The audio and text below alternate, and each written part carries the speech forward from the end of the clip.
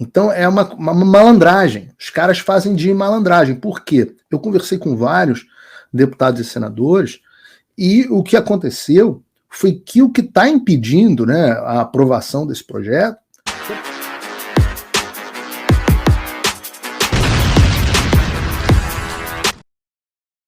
Opa, eu sei que você não aguenta mais ouvir, eu pedi para você fazer o triplo C, curtir, comentar e compartilhar, mas eu peço porque 4 entre cada 10 pessoas sequer estão inscritas no canal e a maioria não ativa as notificações e nem curte o vídeo e isso prejudica o nosso algoritmo. Então ajuda a gente aí, brigadão. Bom, vamos falar agora de política. Vamos entrar no primeiro assunto do dia propriamente, vamos para a ordem do dia. Porque o Congresso está se debruçando sobre um assunto absolutamente importante, que eu quero abrir com vocês, que é o veto sobre a criminalização das fake news, né? Vou ler aqui a notícia é da Gazeta do Povo, está reproduzida no site do Paulo Figueiredo Show, você pode ler as melhores notícias dos melhores lugares no site do Paulo Figueiredo Show. Então tá aqui, ó. Derrubada de veto pode criminalizar fake news e empoderar agências de checagem. E eu acho importante falar sobre isso porque no programa passado eu abri uma detalhada para o programa de quinta-feira passada. É um programa bem atemporal que eu recomendo muito que vocês façam. É engraçado que a gente tem o pessoal que cuida do canal do YouTube e às vezes eu escolho os temas e os caras não entendem nada. Falam, pô, Paulo, mas isso aí não é o assunto que está na moda. E o Paulo Figueiredo Show, ele não é um assunto, não é um programa que fala sobre o que está na moda, o que está sendo discutido. Ele não é um programa como o Oeste Sem Filtro, ele não é um programa que é muito bom, não tô criticando aqui, ou como fazia os Pingos nos Is. O Paulo Figueiredo Show é um programa onde a gente utiliza as notícias do momento para explicar e exemplificar assuntos maiores, né? E esse é um destes, no programa passado, onde eu expliquei sobre as agências de checagem de fato e como que elas trabalham, eu fui bastante detalhado nesse assunto, né? E como que existe um complexo de censura industrial, do qual o Alexandre faz parte, do qual as agências de checagem fazem parte. Mas está aqui, ó. Os parlamentares se reúnem para analisar 17 vetos presidenciais recentes, entre eles o veto 446/2021 do ex-presidente Jair Bolsonaro. Aí a reportagem conta aqui a história, importante vocês conhecerem. Em 2021, o Congresso aprovou a lei tal, criando os crimes contra o Estado Democrático de Direito. Então, importante que vocês entendam, essas leis que o Alexandre cita e que os outros ministros, inclusive os indicados pelo Bolsonaro, usam para condenar velhinho de 68 anos à prisão, elas foram aprovadas, curiosamente, dentro do próprio governo Bolsonaro. Você vê que quando eu faço questionamentos à estratégia, não é à toa, né?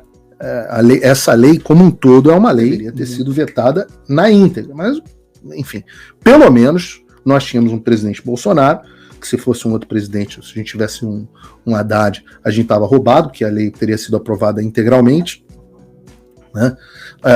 E ele vetou alguns dispositivos, então ele sancionou a lei, mas vetou alguns dispositivos, inclusive um artigo que falava de fake news.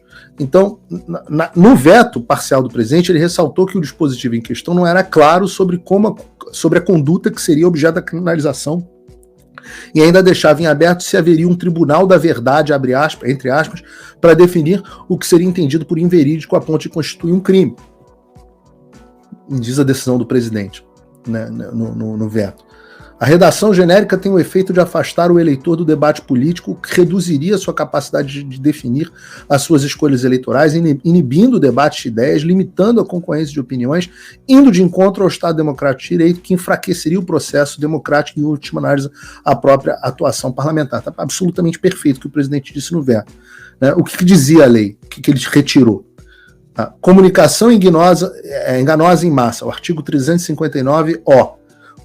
O artigo dizia que criminalizava quem promover ou financiar pessoalmente ou por intermédio de alguém, mediante o uso de expediente não fornecido diretamente pelo provedor de aplicação de mensagem privada, campanha ou iniciativa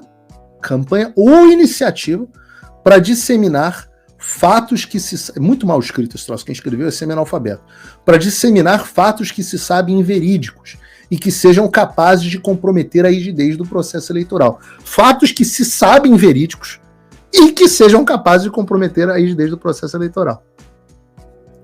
E teve outras coisas que o presidente vetou. Primeiro, essa parte, que é a punição para a parte de fake news, né? E você tem também um artigo que criminalizava o impedimento do livre exercício de manifestação dos partidos políticos, movimentos sociais, etc. Então, ele vetou um dispositivo que aumentava a pena e previa a perda do posto de patente para militares condenados por crimes contra o Estado de Direito, né? Ele previa, por exemplo, o Bolsonaro vetou também a possibilidade dos partidos políticos promoverem uma ação privada subsidiária se o Ministério Público não atuasse nos crimes contra as instituições democráticas, né? Os partidos podiam entrar. Então, teve uma sessão de aumentos para crimes cometidos por funcionários públicos, para rejeitar os crimes, não por corrupção jamais, imagino, o PT aprovaria isso, mas aumentaria para crimes cometidos com violência ou grave ameaça, etc. Então, os vetos do presidente foram corretos. Ele deveria ter vetado a lei como um todo, na minha opinião, e não aberto espaço para discussão atual, mas fez aquele veto inteligente naquele momento, o veto ficou na gaveta e agora, na calada, eu vou chamar de na calada da noite, ele foi colocado para votação. Por quê? Porque é uma discussão em curso, aí é votado, não tem acordo, etc., sai de pauta, mas o importante não é especificamente isso, mas o que está em discussão. E o fato de que foi colocado na votação, tinha sido ao menos colocado na votação na terça-feira, nessa semana especificamente, é porque o Congresso está funcionando em sessão remota. Então é uma malandragem. Os caras fazem de malandragem. Por quê? Eu conversei com vários deputados e senadores e o que aconteceu foi que o que está impedindo, né, a aprovação desse projeto foi pressão popular. Então estava meio que tudo certo para ser aprovado, de repente veio uma enxurrada, um trabalho incrível do Gustavo Gayer, inclusive outros deputados e senadores que trouxeram atenção sobre o assunto, e houve uma enxurrada de gente, uma pressão muito grande nos parlamentares e o clima mudou. E derrubada de veto é um processo complicado, né? Então, ou seja, a pressão popular faz a diferença. Agora, faz a diferença em termos, porque tudo que foi rejeitado pelo presidente Bolsonaro lá atrás, né, tudo que foi vetado, na prática, ele foi executado pelo STF. O STF continua criminalizando as fake news.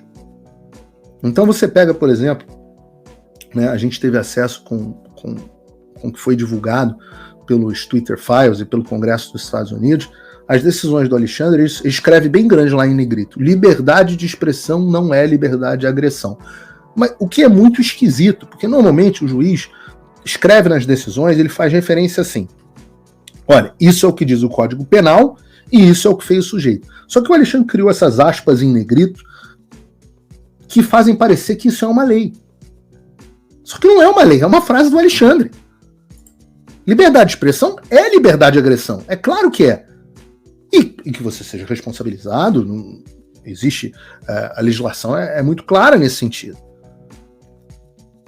Até aqui, inclusive, o André Marcília, especialista em liberdade de expressão, destacou que haverá insegurança jurídica no país caso o veto seja derrubado. Ele considera que a previsão de 5 anos de reclusão para quem espalhar fake news, meu Deus. Fake news, a notícia que o Alexandre decidiu que é fake news, é desproporcional e irrazoável. Coisas que já foram fake news. Nem vou falar aqui sobre que não pode, porque senão desmonetiza o canal. Mas quantas coisas que éramos proibidos de falar e que hoje a posição do mundo científico mudou completamente. Da comunidade mesmo. Olha, questão das formas de prevenção, a questão das medidas de reclusão, a questão da eficácia de certos procedimentos médicos, tudo isso foi revisto. Mas em algum momento já foi fake news, né? Alguém disse bem, em algum momento já foi fake news que a Terra orbitava em volta do Sol. né? Mas a gente pode ir para os exemplos políticos, né? Que o Lula apoiava Nicarágua, que o Lula apoiava Maduro, né? Então, enfim, no caso, todas essas coisas, como diz o jurista aqui, ele respondeu, para ele não fica claro se a conduta criminosa de quem produziu, publicou ou compartilhou o conteúdo e disseminar fatos que sabem verídicos é ambíguo. O crime seria o agente da conduta saber, caracterizando seu dolo, ou haver desmentidos por agências de checagem, como ocorreu em diversos julgamentos nas últimas eleições. A diferença é brutal. Nesse último caso, seria um imenso risco político dar tamanho poder de prisão às agências.